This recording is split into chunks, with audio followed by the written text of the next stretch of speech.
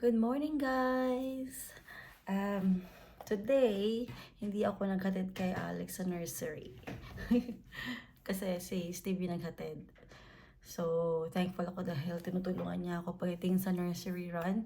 I wasn't really expecting na tutulungan niya ako dahil nga sa paiba-iba niyang shift schedule. So, anyway, tomorrow, mag-office ako. Kasi required kami mag-office once a week. So, tomorrow yun. And then, I'm not sure kung makakapag-vlog ba ako kasi syempre nasa office na. Tsaka, at the same time, I'm driving. I will be driving. So, alam niyo naman, wala naman akong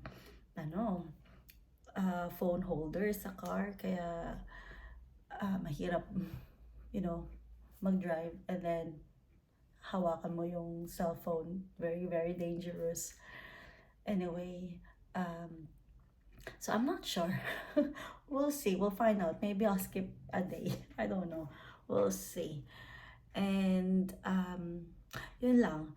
So, later, I'm not sure kung ako yung susundo kay Alex. But anyway,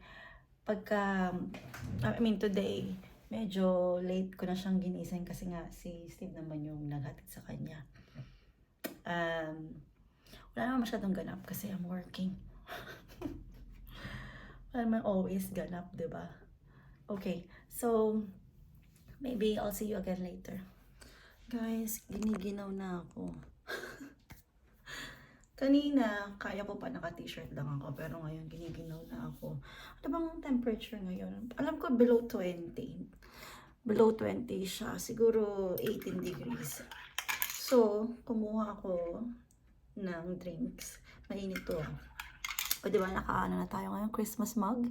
All year round naman tong aking Christmas mug. Hindi ko naman to, tinatago sa isang tabi. So, anytime na gusto ko siya ng malaking mug, ito yung ginagamit ko. O, diba? Yan. Yan, mainit siya pang painit ng katawan. Ayun. Tapos, naalala ko, pinagalitan ako dati ni Steve. Sabi niya, mali daw akong magtimpla. So, gusto ko lang tanungin sa inyo kung ano yung the way nyo, paano kayo magtimpla. Kasi, pag dito ako sa bahay, ang ginagawa ko, tubig muna, mainit na tubig muna ilalagay ko, tapos tsaka ko lalagay yung powder, tapos tsaka ko siya hahaluin. Tapos, doon sa office namin, ganun din. Ang ginagawa ko, mainit na tubig, tapos powder, tapos tsaka ko siya nilalagyan ng gatas, ganun.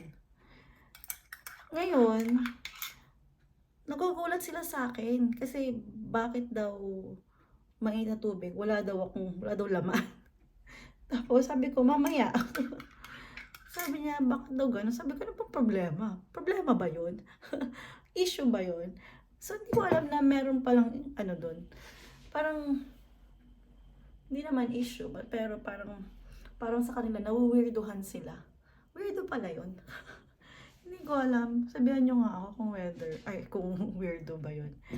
Anyway, so, minsan pa nga ang ginagawa ko pag may pila sa mainit na tubig dun sa may kitchen namin, kukuha muna ako ng gatas eh. Lalo na weirdohan sa akin kasi gatas malamig, tapos lalagyan ko ng mainit na tubig, tapos ako lalagyan ng powder. For me naman, pare-parehas din naman yung mixing, mamimix naman din yun, di ba? So, sabi ko, bakit anong problema? Ito nga pala is, mocha. So, nilagyan ko ng, malamig na tubig muna, tapos mocha, tapos nilagyan ko ito ngayon ng gatas. Ganon din si Steve sa akin, nalaman ako paano kung gumawa. So, sabi niya sa akin, gawin mo muna, kape. Tapos, lagyan yung powder na kape. Tapos, lagyan mo ng milk. Tapos, tsaka mo lagyan ng mainit na tubig. Sinabi niya talaga ako ng step by step. Sobrang sakit ng likod ko, guys. Ayun. Pag meron ako, sumasak talaga likod ko. Dati puson yung masakit, pero thank God, hindi naman sumasakit yung puson ko ngayon pag nagkakaroon ako. Pero, grabe. TMI ba? Ang sakit ng likod ko. Masakit na kasi yung likod ko kahit naman ordinary day. Pero pagka meron talaga ako sobrang sakit. Anyway, sana, actually, nakakatulong ng konti itong desk ko kasi nakakatayo ako, no? Kasi pag lagi ko nakaupo talaga ang sakit. So, ito yung desk ko. Yan. Pwedeng nakatayo, pwedeng, nakaupo. So, ngayon, tatayo lang ako, guys. Kasi talaga namang masakit. At mamaya, sa every break time, the past few days, lagi akong umaalis. Nag-grocery ako dyan sa malapit sa may amin. Pero this time, may food na naman ako.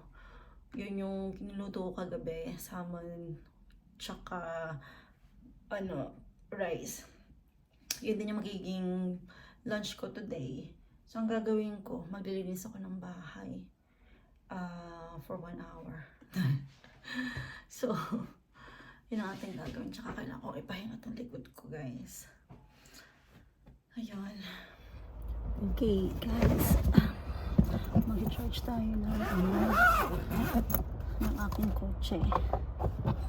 Dito sa labas ng bahay namin. So, ito yung charger niya.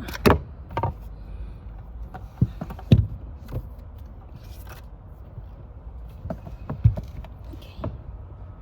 Okay na lang pag umuulan. Doon ko kailangan mag-charge. Sarado muna natin ito.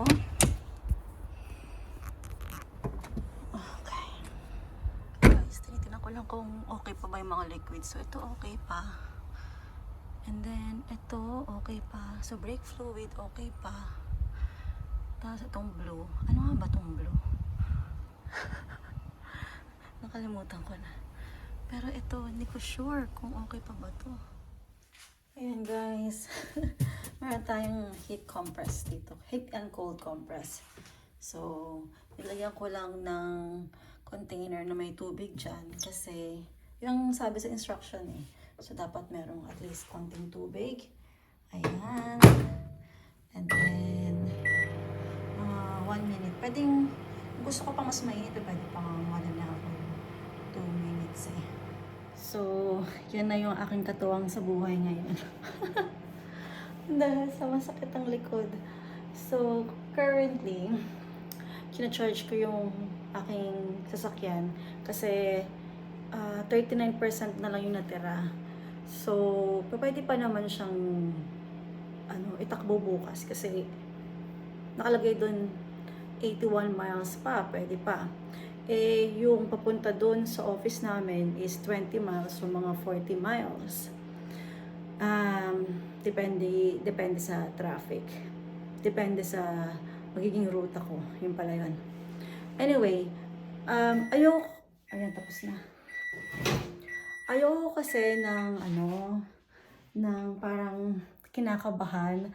Alam mo yun, na baka maubos yung aking charge. Tapos, ang ending, na-stuck ako dun sa labas. Dahil wala akong sasakyan. Hindi ko magana yung sasakyan, ganyan. Ayoko ng ganun, guys. So, as much as possible, ganun na lang yung gagawin ko. Laging, meron tayong reserva. Ang sarap. Lagi ko sa likod ko yung, heat compress. Ayan, ang sarap. Yun. So, I think, umabot na ako sa nasa 20%. Kasi, para ang tips niyan, kung meron kayong EV o electronic vehicle, ang tip niyan, dapat daw, in between 20 to 80 para maging maganda yung maalaga ba sa battery. So, 20% to 80%. Yun yung ideal. Huwag mo siyang i-full charge. So, ilang buwan ko na siyang ginagamit. 3 times ko pa lang siya na full charge kasi I have no choice dahil matagal po ang charging pag nasa bahay. So, I have no choice kasi ayokong bumangon para lang tanggalin. At gusto ko kasi ma-full charge. Ay, hindi naman. At least mga 90. Especially kung meron akong lakad na medyo mahaba-haba. Ganon. So, ginagawa ko talaga mga 90. Kaso, sabi ko, wala nga namang madaling araw, bababa ako. Ganon. Kaya, inayaan ko na lang siya, ma-full charge. 3 times ko na yung ginagawa, which is not good for the battery. Pero, kung hindi naman parate, diba? Okay lang naman din yan. Parang phone lang din yan. Kayo ba, yung phone nyo, ino-overcharge nyo yan sa gabi, bawal daw yun. May nabasa pa ako, lalo na sa iPhone, bawal daw yung iPhone na iniiwan na nakasaksak during the night. I think it's not only for iPhone eh. It's applicable to all the cell phones. So, yun nga, dapat sa lahat ng mga battery, no? So, dapat between 20 and 80. So far, hindi naman ako nagbe-below 20 dahil takot ko lang. Baka biglang tumirik sa gitna ng kasada. Mapapamahal pa ako ng gastos. Kaya, 20. Tas yun nga, madalas, ginagawa ko 80 or below 80. So, ngayon, I needed, actually, kasi 39 yun eh, kanina. So, dapat, kung gagawin kong 80, so let's say 40, so 40, so dapat 8 hours. 8 hours ko siyang i-charge. Pero, kasi late ko na siyang na-charge. Siguro, 8 hours yun para maging 80%. Kasi 5% lang kada hour yung nadadagdag. And, dahil, siguro, para hindi masyadong late, baka hanggang ko lang siya, wait lang, mga siguro, mga 70% ko lang siya i-charge. At guys, pag EV sa bahay mo i-charge, dun ka mas nakakatipid kasi konti lang yung yung price niya. Ayun, ang dami ko na sinabi. Basta yun, mas konti yung price niya compared sa pag mag-charge ka sa public places. As far as I know, it's only 5 pence per kilowatt per hour. Pero sa labas, meron siyang 25p kasi mas naman yun mas mabilis yung charging. So, pag sa bahay, aabot siya ng 19 hours from 0 to 100% charging. Tapos, sa labas naman, from 0 to 100% yung sasabihin ko, meron siyang sa tatlong way yung charging. Nakalimutan ko na, may rapid, tsaka may isa pa.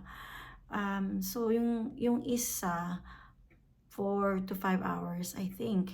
Tapos, yung pinakamabilis, yung rapid, nasa 1 hour or 59 minutes, something ganun. Basta hindi aabot ng 1 hour. Yon yung mabilis.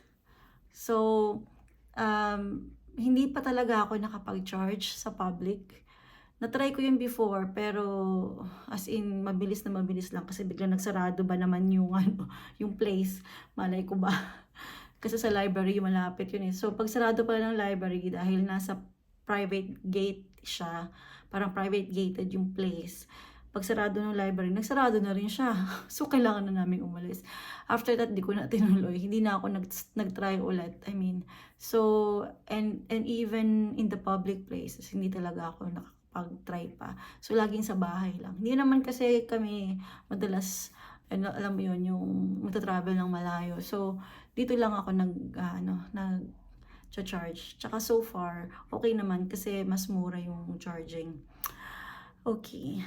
Okay guys, wala naman ako ibang pwedeng sabihan.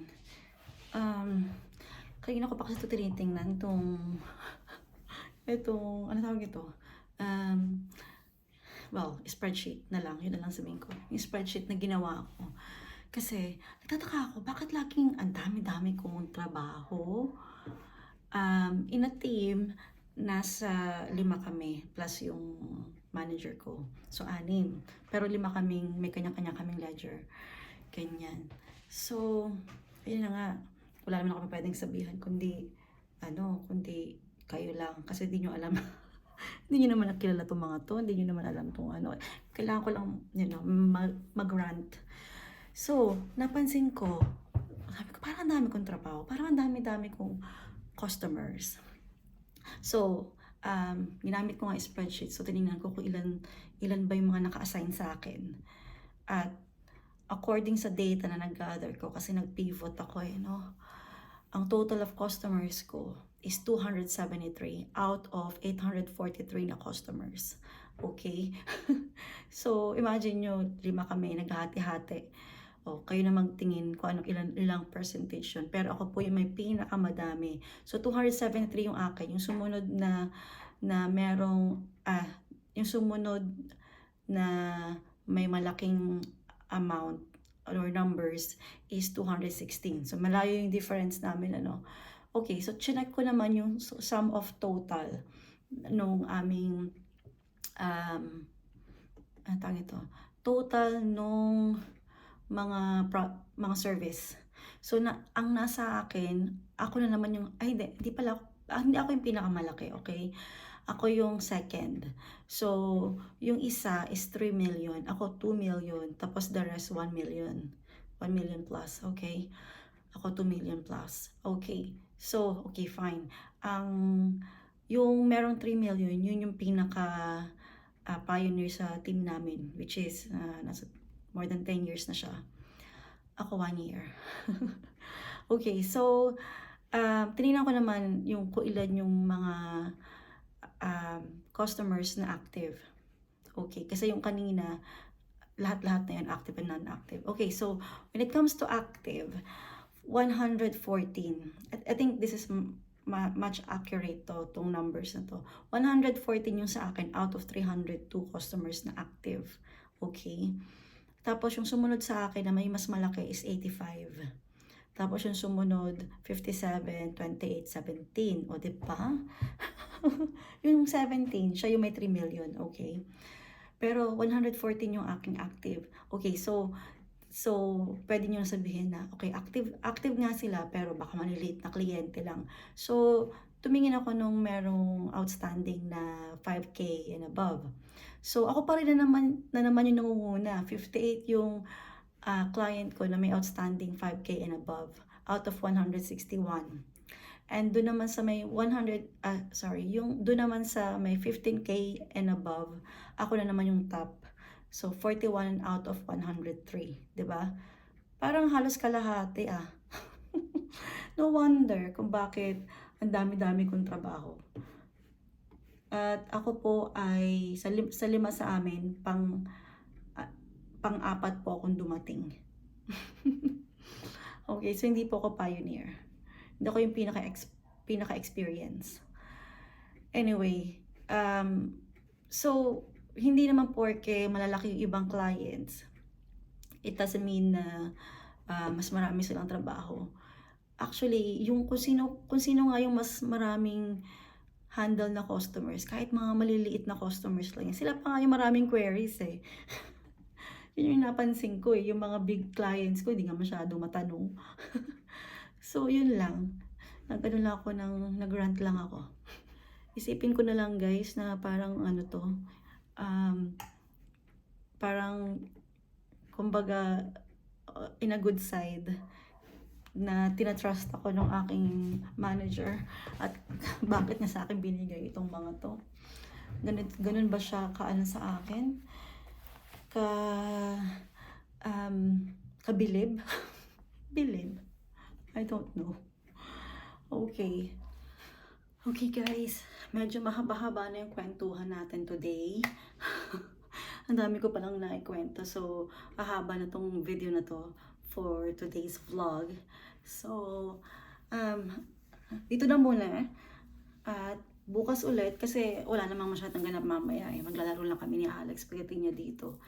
At, so yeah, ito nga pala yung aking hot compress.